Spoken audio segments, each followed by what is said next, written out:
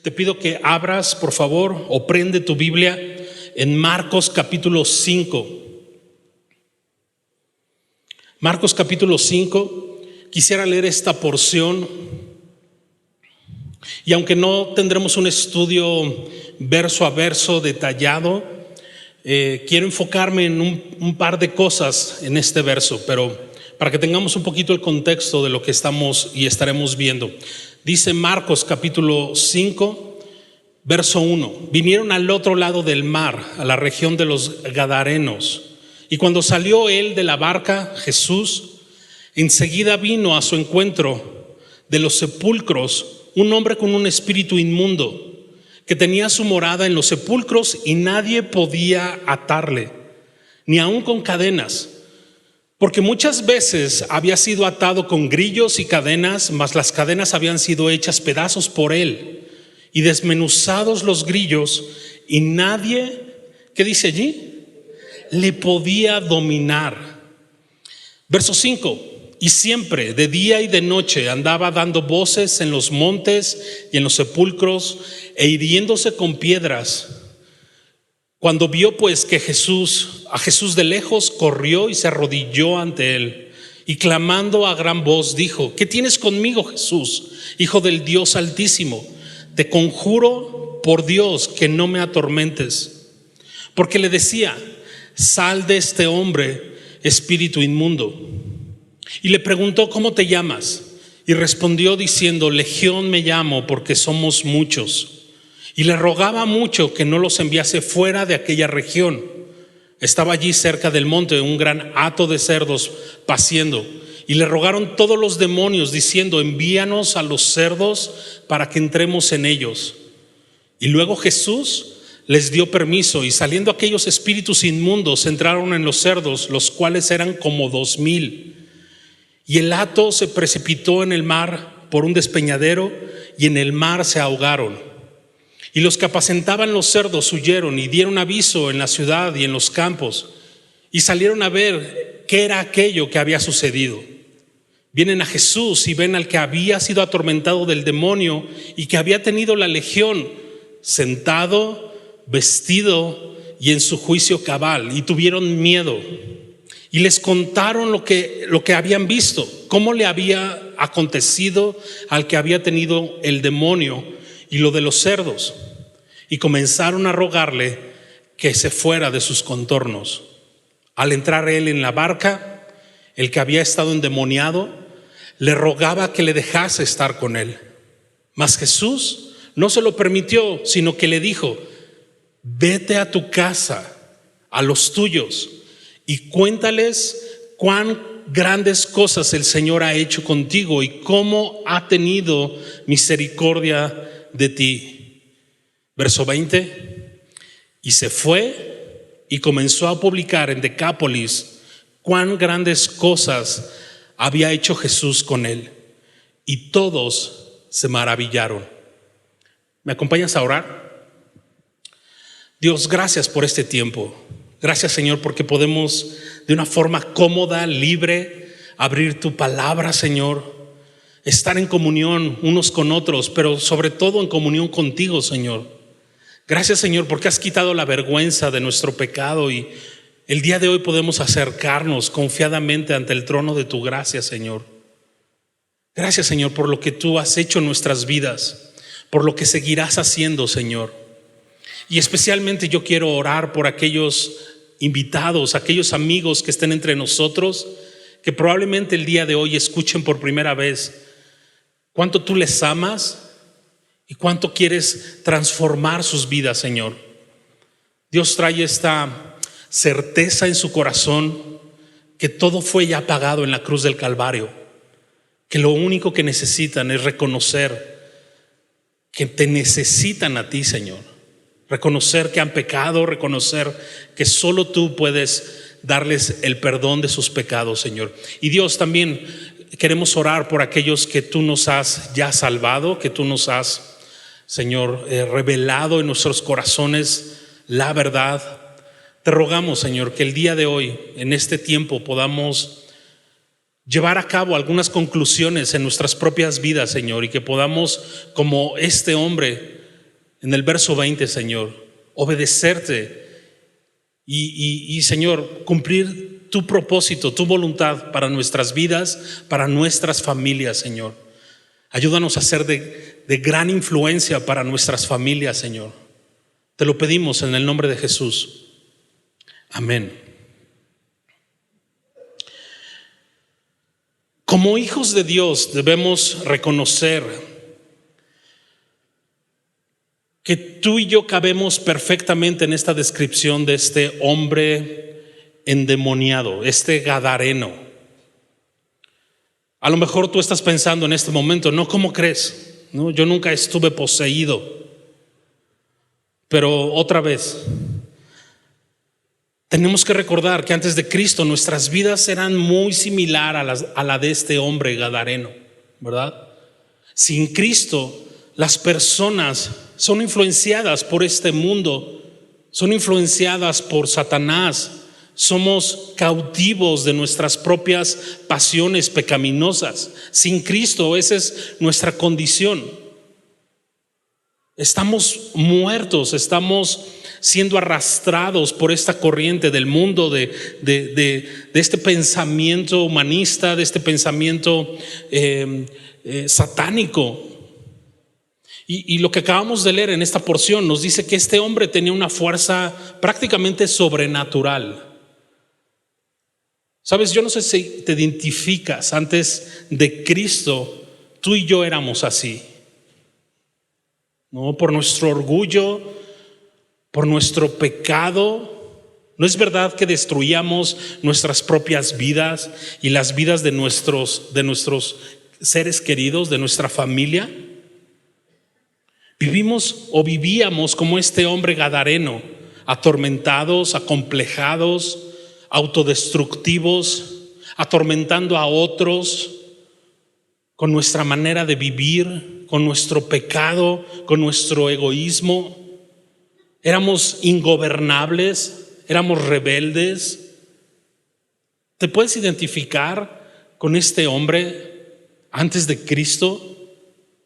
Pero este hombre gadareno de pronto se encuentra con Jesús, tuvo un encuentro, ¿verdad? Y me encanta esto porque en la Biblia podemos ver constantemente, es recurrentemente este primer paso que Dios siempre toma para buscarnos, ¿verdad? Y este hombre tuvo este encuentro con Jesús. Y como acabamos de leer, ¿no? El Señor le da una libertad impresionante, el Señor le da libertad, perdona sus pecados, ¿verdad? Prácticamente le da una vida nueva a este hombre gadareno. Antes estos espíritus atormentaban a este hombre. No sabemos la causa por la cual este hombre tenía esta influencia demoníaca en su propia vida, ¿no? De tal forma que en su propia aldea, en su propio lugar, ¿no? de nacimiento, ya no podía estar allí. Nos dice la palabra que vivía entre los muertos, en el cementerio. Pero de pronto, incluso los espíritus inmundos reconocen quién es Jesús. Y podemos ver de una forma general que la teología de estos demonios es correcta. Ellos no están diciendo alguna mentira acerca de Jesús. Sin embargo, sus motivos, su corazón, la esencia de estos seres no es la correcta. ¿Te das cuenta? Estos demonios sabían mucho mejor quién era Jesús, más que los líderes religiosos en Israel. Sin embargo, los demonios no están adorando, no están haciendo la voluntad del Señor. Y esto es importante notar porque tú y yo sabemos, no se trata solo de saber quién es Jesús teológicamente hablando. No solo se trata de asistir a la iglesia, de leer la Biblia. ¿Sabes? Eso lo hacían muy bien los demonios. Incluso reconocían quién es Jesús. Dice Santiago en el capítulo 2 que los demonios creen y tiemblan. ¿Te das cuenta? Y eso no es lo que Dios nos está llamando. a que teológicamente sepamos quién es Jesús, ¿no? O a que nos tratemos de acomodar a una nueva religión. Eso no es el llamado que tú y yo tenemos. ¿Cuál es el llamado que tú y yo tenemos de parte de nuestro Dios? De vivir a Cristo, vivir en Cristo, de andar en sus caminos. ¿Sabes? El llamado que tú y yo tenemos como hombres específicamente es a glorificarle en nuestras vidas. ¿Te das cuenta? No es a tratar de añadir a Jesús a algunas áreas de tu vida, sino es que Jesús sea el centro de tu vida. Que tú sigas las pisadas de Jesús. Ese es el llamado que tú y yo tenemos. Y yo quisiera preguntarte, el día de hoy, en este momento, ¿con quién nos identificamos más? Vemos algunos personajes en esta porción, ¿no? Por ejemplo, en el verso 37 hay unas personas que al ver lo que Jesús está haciendo, ¿verdad? Al traer libertad a este hombre gadareno, y acabamos de leer, los espíritus de pronto le ruegan a Jesús que no los expulse más allá de ese territorio, ¿no? Y le piden permiso para entrar a este hato de cerdos. Pero si te das cuenta, en el verso 37, las personas del pueblo, al ver el poder de Jesús, le ruegan a Jesús que se aleje de ellos. ¿Por qué? Porque esto afectaba a sus propios intereses.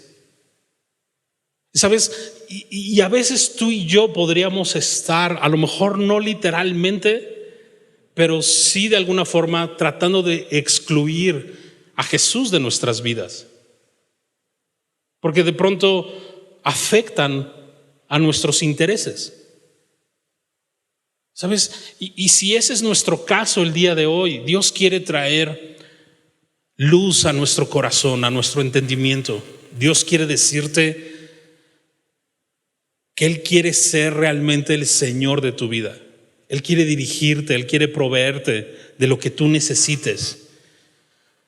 Pero tú necesitas ponerlo en el centro de tu vida.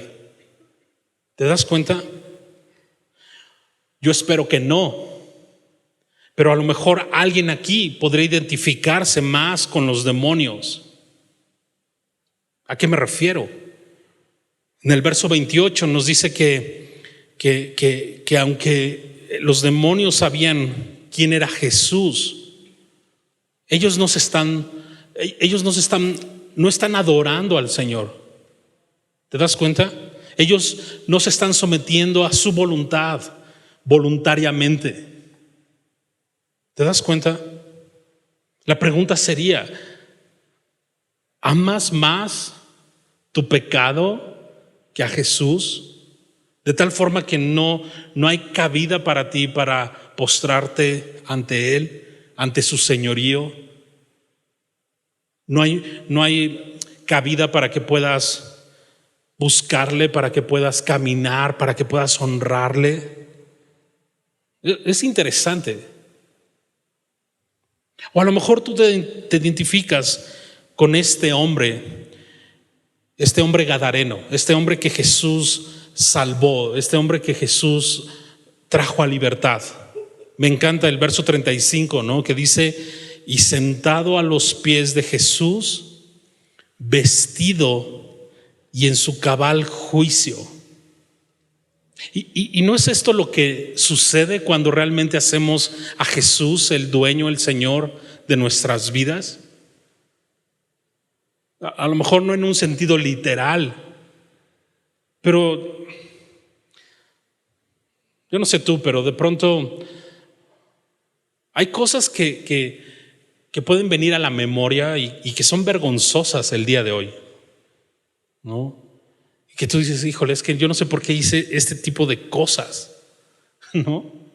Pero sabes, cuando Jesús vino a nuestras vidas, aquel que era indomable, ¿no? Aquella persona que era rebelde sin causa, que todo estaba en desacuerdo, ¿no? Aquella persona que era tóxica para su familia, para sus amigos, De pronto el Señor nos tiene sentados, ¿no?, a los pies de Jesús, vestidos con la justicia de nuestro Señor Jesucristo, ¿verdad? Y con un entendimiento cabal, un entendimiento de las cosas, no solo de este mundo, sino un entendimiento de las cosas eternas, de las cosas futuras. ¿Sabes? Eso es un milagro que Cristo hace en nuestras vidas. ¿Te das cuenta? Yo no sé con quién te identifiques el día de hoy. Mi oración es que podamos todos identificarnos con este último caso, donde este hombre, a pesar de cómo era, ¿no?, puede reconocer ahora a Jesús. Ya no a alguien ingobernable, como te decía, sino a alguien manso, humilde. Ya no escuchando y haciendo lo que su propio corazón le dicta, sino ahora a los pies de Jesús, guardando su palabra para ponerla por obra. Estar en su presencia, en su palabra, es lo mejor de nuestro día. Eso creo que sería una pregunta importante a contestar cada uno de nosotros. Sabes, el Señor quiere llenar todo nuestro ser. Quiere dirigirnos, quiere proveer lo que necesitemos día con día. Y lo que nos toca a nosotros es simplemente responder, acercarnos a su presencia, venir a su palabra. El salmista David dice: tu palabra es mi delicia, ¿no? Y en ella medito todo el día. El día de hoy podemos tú y yo experimentar esto mismo que David experimentaba, que este hombre gadareno experimentó después de ser salvado por Jesús, después de ser liberado por el Señor. Incluso aquellos cuyo testimonio, ¿no?, de que Jesús les ha salvado, la pregunta ¿es claro para ellos, los que están a nuestro alrededor? Porque el testimonio de este hombre era innegable. Incluso dice que las personas hasta temieron, se asombraron por lo que estaban viendo. De pronto te has topado con gente así, ¿no?, que dice: es que de verdad, ¿qué te hiciste? ¿No? ¿Qué te pasó? Es que te veo bien diferente. Te veo con paz, te veo feliz. ¿No te han dicho ese tipo de cosas? Y tú y yo sabemos que no somos nosotros. No necesariamente que la vida sea mejor para nosotros, sino que Cristo ha hecho esa diferencia. Un testimonio innegable. ¿Te das cuenta? Cuando solo tenemos la teología de un demonio, ¿no?, acerca de Dios, eso no va a ocurrir. Ese testimonio no será palpable, no será evidente. ¿Con quién nos identificamos? ¿Con qué personajes nos identificamos esta noche? Ahora, es muy interesante ver, porque en los evangelios de Marcos y de Lucas mencionan solamente a un hombre endemoniado, como acabamos de leer. Pero en Mateo capítulo 8, Mateo menciona que eran 2 hombres endemoniados. ¿Y por qué lo menciono? Porque hablando un poco de misiones, ¿no?, y un poquito más adelante te voy a contar, pues sí, una experiencia que recién tuvimos en Semilla Pachuca, pero a nosotros como cristianos, ¿no?, como seres humanos, nos gustan las masas, ¿no? Muchas veces como cristianos medimos el éxito de un ministerio por el número de personas. ¿No es así? Pero ¿sabes? Jesús atravesó cielo, mar y tierra, literalmente, una tormenta. Lo puedes ver en el capítulo 4 de Marcos. Literalmente atravesó cielo, mar y tierra para salvar, para traer a libertad a solo 2 hombres. ¿Te das cuenta? los cuales, acabamos de ver, estaban endemoniados, vivían entre los muertos. De hecho, vivían en un territorio que ni siquiera era Tierra Santa, ni siquiera era Israel. Pero sabes, Jesús tuvo compasión de ellos. Jesús vio que necesitaban ayuda e hizo algo al respecto. ¿Te das cuenta? No solo dijo, ay, pobrecitos de estos hombres que están sufriendo, que están cautivos, sino Jesús le dolió tanto en su corazón que fue allá y se llevó a su banda, ¿no? Se llevó a sus discípulos. En el transcurso del viaje también les enseñó otras cosas a sus discípulos, ¿no? Tú recuerdas la tempestad, esta tormenta impresionante. Pero lo que quiero decirte es que Jesús está dispuesto a dejar las multitudes e ir por la oveja perdida. Ese es el corazón de nuestro Dios. Lo que quiero decir es que a Jesús no le impresionan las multitudes, las masas, ¿no? Él es capaz de cruzar cielo, mar y tierra por una sola persona, por ti. Y sabes, creo que eso es importante, porque muchas veces cuando pensamos en evangelismo, pensamos en misiones, de pronto nos enfocamos en las multitudes, ¿no? Y incluso el eslogan, ¿no?, del ministerio es alcanzando a las naciones, ¿no? O sea, no has alcanzado ni a tu propia familia, pero quieres alcanzar a las naciones. De pronto, como seres humanos, nos enfocamos en las multitudes, ¿no? Como te decía. Muchas veces, como pastores, somos tentados a movernos de esta manera, a contabilizar, a ver con nuestros ojos naturales. Pero, ¿sabes? En lo personal, Dios me ha enseñado tanto en cuanto a esto, ¿verdad? Y recuerdo las palabras de Dios al profeta Samuel cuando estaba escogiendo o iba a escoger rey para Israel, ¿recuerdas? Y de pronto Samuel le dice, ¿será este? ¿No? Y Samuel hasta parece como que le recomienda a Dios algunos buenos prospectos, ¿no? Pero Dios dice, Samuel, yo no miro lo que tú miras, yo miro lo que hay en el corazón, yo miro la necesidad que las personas tienen. Yo no las veo como multitudes. ¿Te das cuenta? Queremos tú y yo como creyentes muchas veces ver multitudes, ¿no? Creemos que si un ministerio o una iglesia es bendecida por Dios, debe ser en gran número de personas. Pero sabes, Jesús no piensa como tú. Jesús, otra vez, deja las 99 para ir por esa oveja que se perdió y que está enfocada en sí misma y que está rebelde. ¿Sabes? Jesús, nuestro Señor, se interesa por nosotros de manera individual, de manera personal.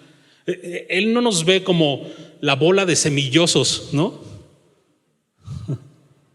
¿Sabes? Él te conoce por nombre. Eso es maravilloso. No solo te conoce personalmente, y es la persona que más te conoce, sino que a pesar de eso nos busca. Dice que su espíritu nos anhela celosamente.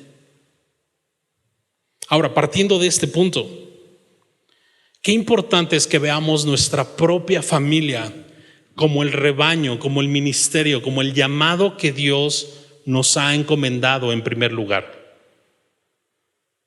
¿Sabes? Que Dios nos libre de menospreciar este llamado que Dios nos ha hecho. ¿Tienes una familia? Ese es tu primer llamado. ¿Te das cuenta? No menosprecies lo que Dios quiere hacer a través de ti, a tu familia. Nuestro primer ministerio es nuestro hogar y tenemos mucho trabajo por hacer con nuestras familias, ¿verdad? Te pasa que de pronto dices, bueno, creo que mis hijos por ahí van, ¿no? Van bien, y ya de pronto dices, ok, pues voy a descansar un poquito, y de pronto se empiezan a pelear y empiezan a ser egoístas y tú dices, ¿qué pasó? ¿No? Si venimos de Club Semilla, ¿no? Acabamos de orar juntos. Hay mucho trabajo por hacer. Pero sabes, Dios quiere fortalecernos. Pero lo primero es que tú y yo podamos tomar nuestro lugar y decir, Señor, gracias por este privilegio de influencia que tú me has dado en mi propia familia.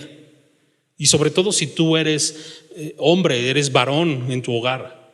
Incluso aunque no seas padre de familia, a lo mejor eres hijo de familia, también tienes un gran privilegio de transmitir, ¿verdad?, a Cristo a tu familia. Alguien dijo alguna ocasión que lo único que puedes llevarte al cielo en cierto sentido es a tu familia. No porque la salvación se herede, sino en el sentido de que vivimos o que podemos vivir tan como Cristo, que de pronto les inspiremos a seguir sus caminos. En ese sentido creo que es válido pensar de esta forma. Si algo nos podemos llevar al cielo es a nuestra familia. Yo diría, ¿de qué sirve ganar a todo el mundo si los tuyos se pierden? Esta es versión Gena habla hoy, ¿no? ¿De qué serviría? Y lo comento porque ahora sí, ahí te va el chisme, ¿no?, que te prometí desde el principio. Hace algunos años atrás, en Semilla Pachuca, llegaron un matrimonio, 2 hermanos, de los cuales habían estado aquí en Semilla, México, y de pronto llegaron con una solicitud, ¿no?, conmigo, y me dijeron, pastor, queremos hablar con usted, pues queremos irnos de misioneros, ¿no? Y de pronto pues se me hizo raro porque pues, para mí era como la primera vez que escuchaba eso. Y prácticamente ellos ya tenían todo programado, ¿no? O sea, prácticamente lo único que necesitaban de mí era pues mi firma, ¿no? Porque eso les pedían en esta agencia misionera y que de alguna forma pues su pastor estuviera de acuerdo y todo, pero prácticamente era como, pues ahí están los papeles, por favor fírmelos y ahí nos vemos, ¿no?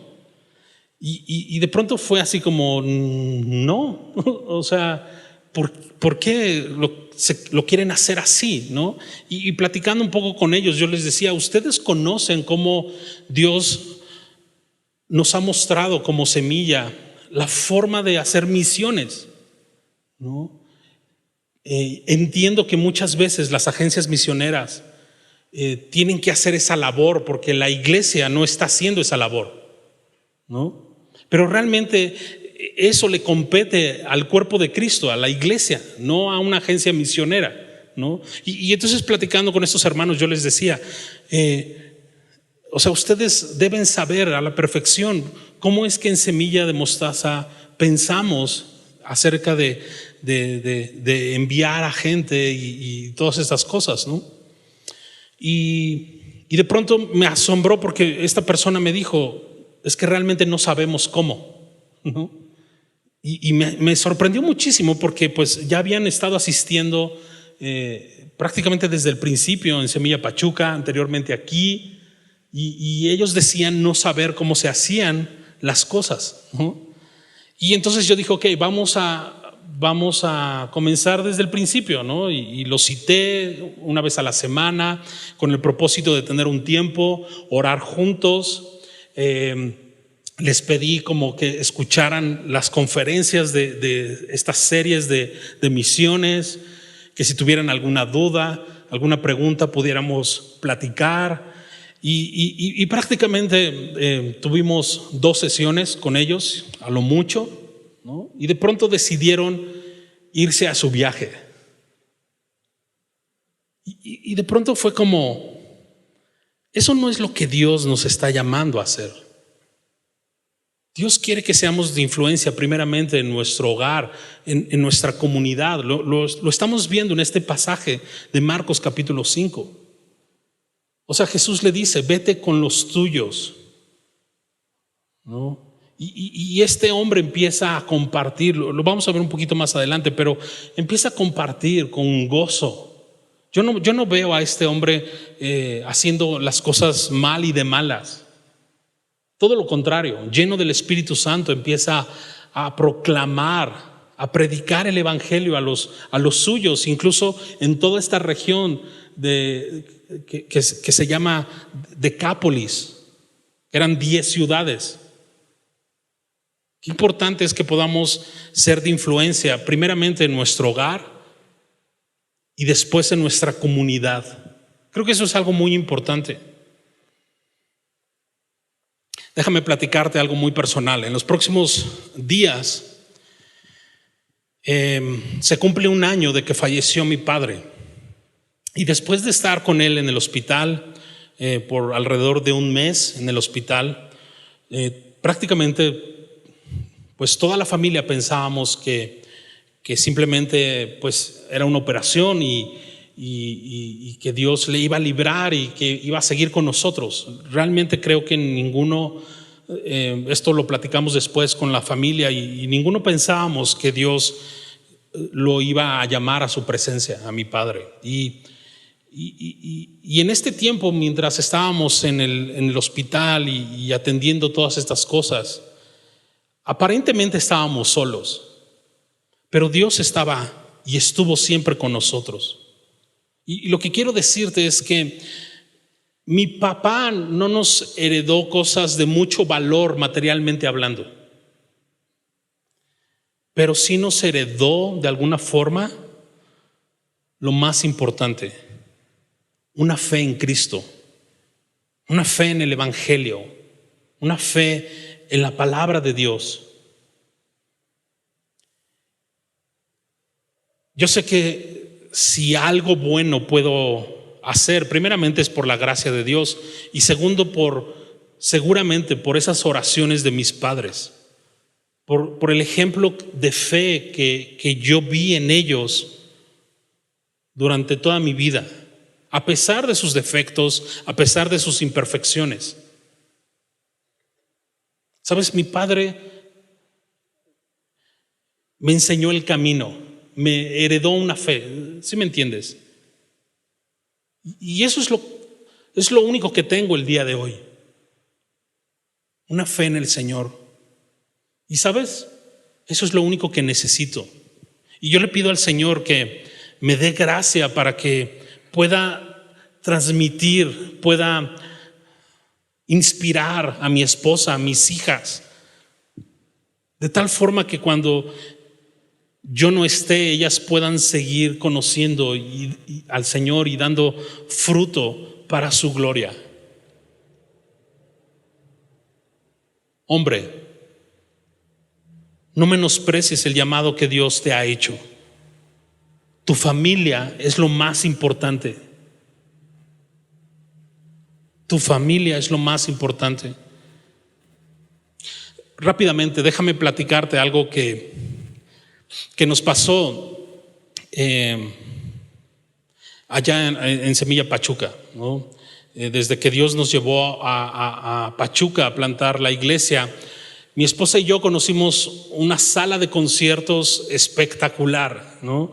Este auditorio se llama el Gota de Plata y está dentro de un parque cultural llamado David Ben Gurión. Está impresionante. Si tú vas a Pachuca, después de visitar Semilla, tienes que visitar este lugar. Está impresionante, ¿no? Arquitectónicamente hablando, es una belleza. El auditorio por dentro es de primer nivel. Y yo recuerdo desde la primera ocasión que fuimos a algunos conciertos con mi esposa, nos enamoramos del lugar, ¿no? E inmediatamente pensamos, tenemos que hacer algo aquí, tenemos que predicar el evangelio acá, tenemos que hacer algo aquí, ¿no?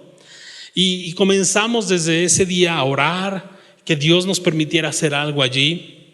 Y solo pensarlo era una locura, porque en ese tiempo éramos una iglesia de, no sé, 40 personas probablemente, ¿no? De los cuales fieles, así fieles, pues eran como, mi familia somos 4, ¿no? O sea, ¿cómo te explico? Pero sabes, el Señor nos dio gracia. Creo definitivamente que Dios puso fe en nosotros y total que nos aventamos y concertamos una cita con los administradores del lugar y platicando con ellos, Dios nos dio muchísima gracia. Y para no hacerte el cuento tan largo, nos terminaron cobrando la renta de ese lugar menos del 10% de su costo. O sea, fue un milagro. Vimos la mano de Dios impresionantemente, ¿no? Te decía, el Señor de pronto nos dotó de fe, apartamos la fecha, ¿no? Pero no teníamos un elenco, no teníamos un programa, ¿no? Pero lo único que sabíamos es que queríamos predicar a Cristo. Yo recordé que hace más de 20 años el pastor Héctor y el pastor Heriberto Hermosillo habían ido a tocar y predicar el evangelio en Pachuca, no en este lugar, pero sí cerca de este lugar. Y de pronto dijimos, tenemos que hacer el Festival de la Alegría allí, ¿no? Y comenzamos a planear el Alegría Fest, convocamos a la iglesia, a Semilla, Pachuca, y poco a poco el Señor fue supliendo para todo, ¿no? Por ejemplo, un matrimonio de la iglesia que son dentistas, convocaron a sus conocidos, ¿no?, del gremio, a sus amigos, y montaron todo un consultorio móvil, ¿no?, en el estacionamiento de este auditorio. No solo se podían hacer limpiezas dentales, hasta cirugías podían hacer, ¿no? Otras hermanas que tienen salones de belleza, que cortan el cabello, de pronto también se sumaron y allí estaban listas para cortar el cabello, ¿no? Recuerdo cómo le platicamos de este proyecto a nuestro pediatra, y bueno, no nuestro pediatra, sino el de nuestras hijas, no, imagínate.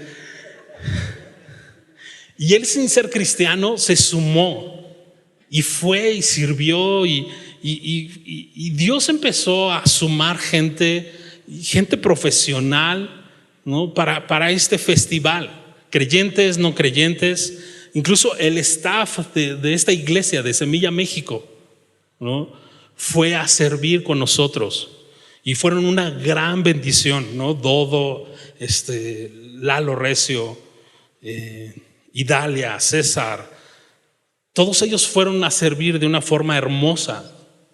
Dios poco a poco fue poniendo a las personas, poniendo los recursos. Recuerdo cómo rentamos unas pantallas LED, ¿no? Que nos salieron más caro que todo lo demás, ¿no? Las dichosas pantallas. Pero Dios nos dio gracia y pudimos hacerlo, ¿no? Unas hermanas de la iglesia se organizaron y llevaron comida. De verdad no sé cómo, pero Dios multiplicó la comida. Desayunamos, comimos y cenamos allí, ¿no? O sea, imagínate, tan solo del staff éramos alrededor de 70 personas. Todos pudimos desayunar, comer y cenar. Y mira que los del audio comen, pero en serio. El programa fue todo el día. Hubo música para todos los gustos, ¿no? Dios proveyó de un super cartel, ¿no? Por la mañana tuvimos un programa para niños padrísimo. Tuvimos música electrónica, algo de pop. Las Yomas Mamis fueron a servir, a compartir con la música. Un grupo de música regional mexicana, y como estelar un rapero llamado Fermín Cuarto, ¿no? Padrísimo, todo estaba puesto. Dios había hecho todo de una forma impresionante. Una semana antes pudimos convocar a los medios de comunicación más importantes, seculares de Pachuca, y cubrieron la nota, ¿no? Periódico, en internet, en televisión. Muchas cosas, publicidad, espectaculares en la avenida principal llegando a Pachuca. Entrando veías el espectacular del Festival de la Alegría, ¿no? Por los dos lados. Cosas que humanamente y sobre todo una iglesia tan pequeña no podía hacer, no era lógico, pero Dios lo hizo. Todo estaba listo para ese día, ¿no? Todo, obviamente, todo esto que te digo, gratuito, los servicios médicos, la comida, los cortes de cabello, todo era gratuito, ¿no? Y de pronto, ya listos para comenzar, la gente no llegaba. O sea, creo que había 15 personas, ¿no? En un auditorio de 2,000 personas, ¿no? Y de pronto pues dijimos, bueno, vamos a esperar tantito, ¿no? Y esperamos 10 minutos, 15 minutos, y pues de 20 personas, de pronto 22 personas, ¿no? De pronto 26 personas, de pronto 18 personas, y de pronto así como que, no, mejor ya vamos a empezar, ¿no? Y bueno, no sé, no me creas mucho, dice mi esposa que soy un poco exagerado a veces, pero por lo menos era la sensación que yo tenía, ¿no? Al final pensamos, calculando, que en todo el festival asistieron alrededor de 400 personas como máximo en todo el día.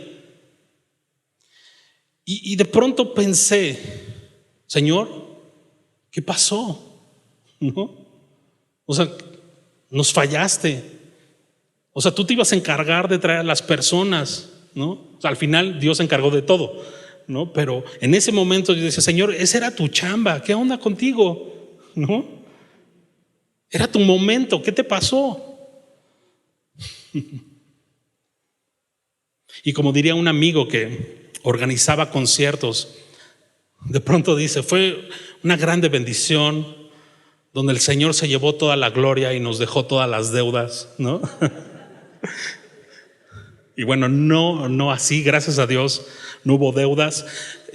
Cada peso que se necesitó para el evento, Dios lo suplió, pero de pronto no había personas allí, ¿no? Al final, haciendo una recapitulación un poco, dije, Señor, o sea, ¿qué pasó?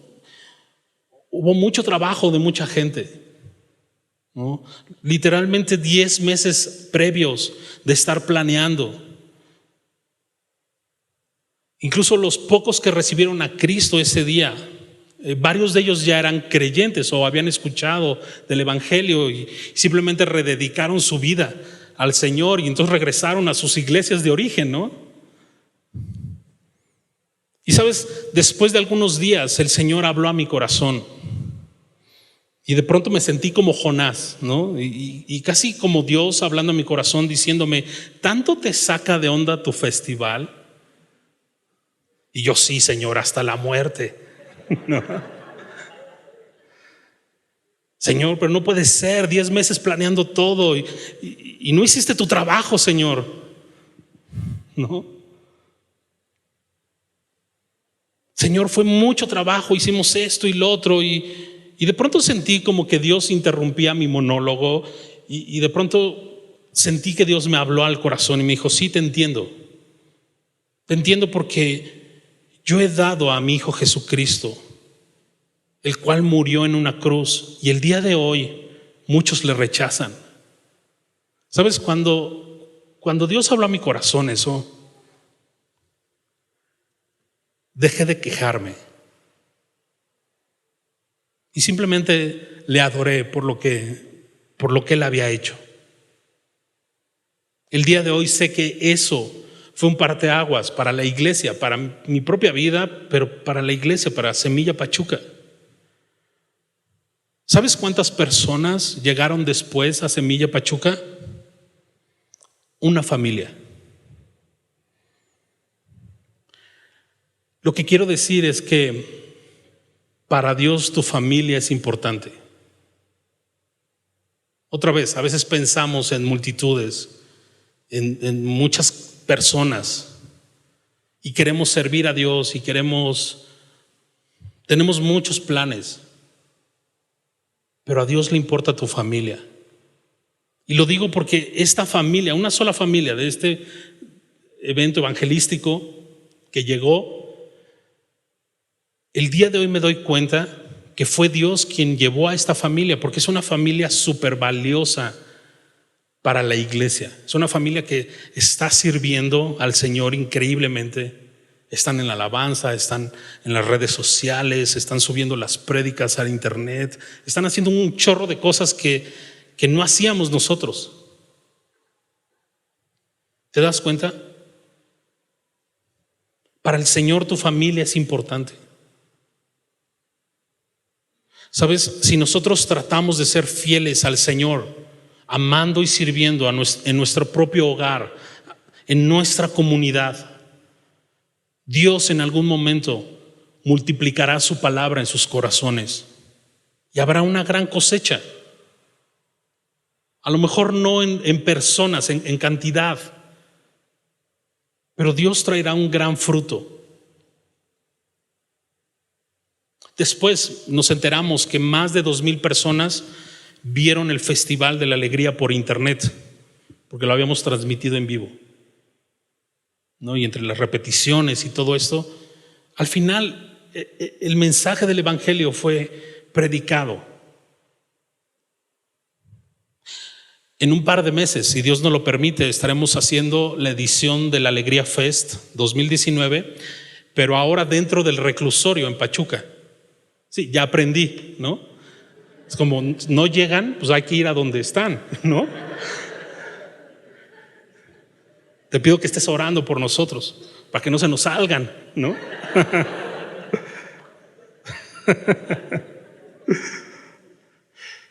Dios quiere que impactemos la vida de nuestras familias, de nuestras comunidades, todo con la ayuda del Espíritu Santo. Regresemos rápidamente al verso 18, Marcos 5, 18. Al entrar él en la barca, el que había estado endemoniado le rogaba que le dejase estar con él. Mas Jesús no se lo permitió, sino que le dijo: vete a tu casa, a los tuyos, y cuéntales cuán grandes cosas el Señor ha hecho contigo y cómo ha tenido misericordia de ti. Verso 20, ¿qué hizo? Se fue y comenzó a publicar en Decápolis cuán grandes cosas había hecho Jesús con él. ¿Y qué sucedió? Y todos se maravillaban. Hombre, nuestro primer llamado es nuestra familia, es con nuestra comunidad, es con tus compañeros de trabajo, con tus vecinos.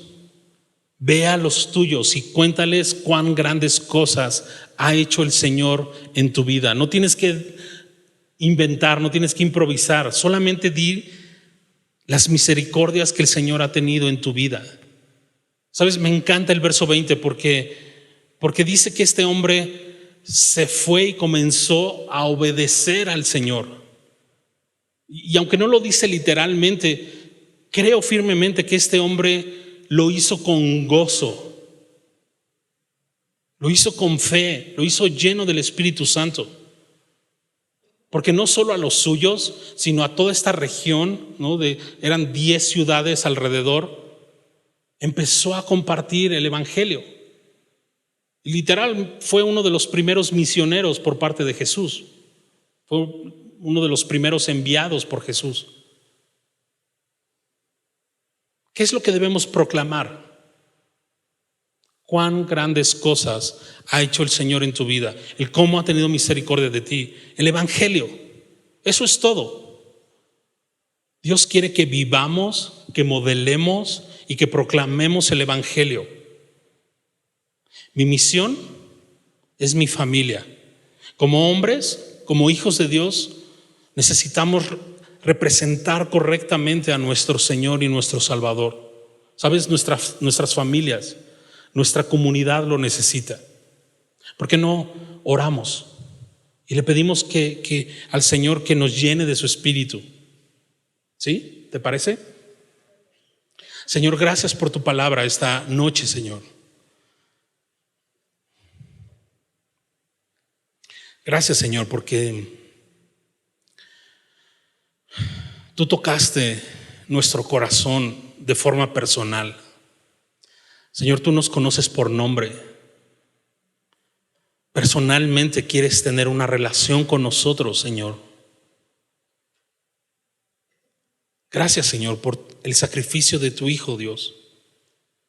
Gracias porque abriste nuestro entendimiento espiritual, porque abriste nuestro corazón a la verdad. Y si el día de hoy somos tus hijos, ha sido por tu gracia, Señor.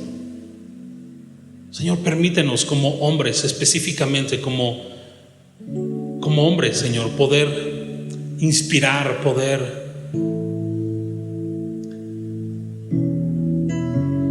llevar a nuestras familias a tus pies, Señor. Danos la capacidad. A lo mejor nos reconocemos como este hombre endemoniado, ingobernables, egoístas, enfocados en nosotros mismos, en nuestros placeres. Señor, queremos pedirte perdón y queremos pedirte que tú nos liberes, Señor.